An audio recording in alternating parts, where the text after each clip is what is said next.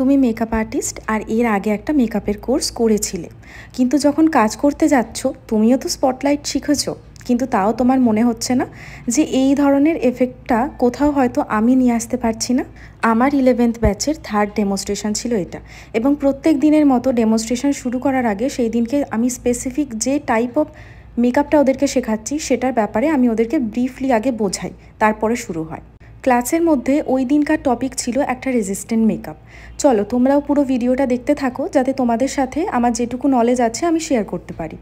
এরকম মার্কেটে অনেক প্রোডাক্ট রয়েছে যেগুলো নিজেদেরকে ওয়াটার বেস ক্রিম বলে তো বলে থাকে অবশ্যই, কিন্তু সেগুলো স্কিনটাকে হাইড্রেট করার জায়গায় কিন্তু স্কিনকে ডিহাইড্রেট বেশি করে দেয়। তাই অবশ্যই সেই সমস্ত প্রোডাক্ট বা সেই সমস্ত ব্র্যান্ড হইতে সাবধান। আমি বারবার বলছি, ওয়াটার রেজিস্ট্যান্ট মেকআপে আমরা প্রত্যেকে জানি যে একটা ওয়াটার বেস ভালো ময়শ্চারাইজারের প্রয়োজন, কিন্তু তাই বলে খুব কম বা খুব কম টাকায় হয়ে যাচ্ছে বলে সেই জিনিসের পিছনে ছুটবে না।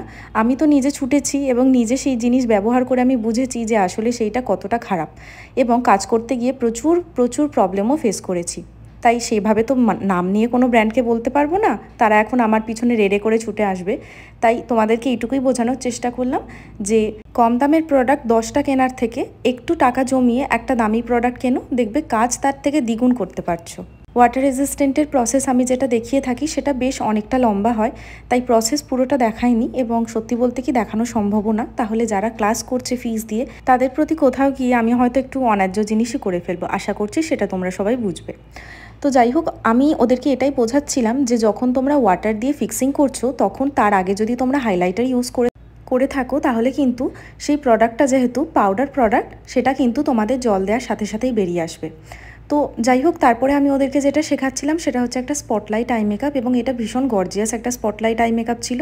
সফটও যেরকম শেখাতে হবে সেরকম কিন্তু গর্জিয়াস ব্যাপারটাও শেখাতে হবে, কারণ স্টুডেন্টদেরকে এবং আমাদেরকে অ্যাজ এ আর্টিস্ট হিসেবে সব জিনিস শিখে রাখতে হবে, এবং সমস্ত ক্লায়েন্টদের চয়েস অনুযায়ী যাতে আমরা কাজটা করে উঠতে পারি।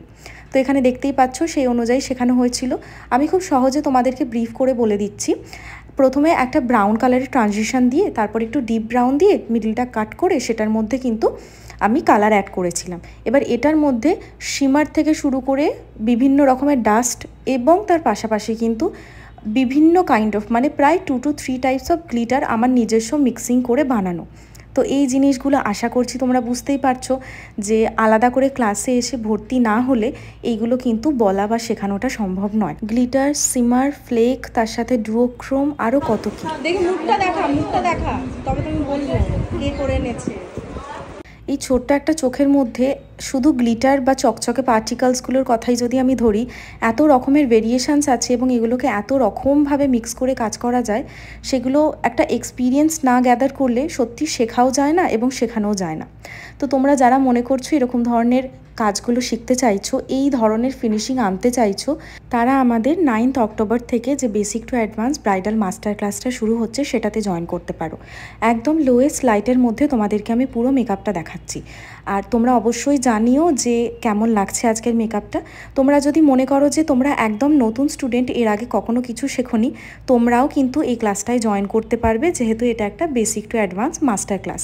আর যারা একবার শিখেছো কিন্তু স্কিলটা সেভাবে ডেভেলপ হয়নি, তারাও কিন্তু ডেফিনেটলি জয়েন করতে পারো। আজকের ভিডিওটা এতটুকুই ছিল। সকলে সুস্থ থেকো, টাটা।